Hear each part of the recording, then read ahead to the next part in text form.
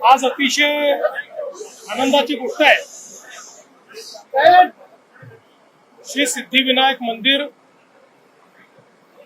जे संपूर्ण भारतातील गणेश भक्तांचं एक अत्यंत श्रद्धास्थान आहे आणि मुंबईमध्ये आलेल्या प्रत्येक व्यक्तीला ज्या ठिकाणी दर्शन घ्यायची इच्छा असते अशा श्री सिद्धिविनायकांच्या या मंदिराच्या परिसरात कॉरिडॉर तयार करण्याचं भूमिपूजन आपण केलंय। या कॉरिडॉरमुळे इथे वेगवेगळ्या प्रकारच्या व्यवस्था उभ्या होतील।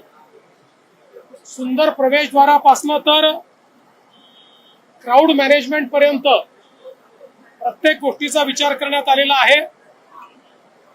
त्यासोबत अतिशय सुंदर अशा प्रकारची संकल्पना ही या कॉरिडॉरची तयार करण्यात आलेली आहे।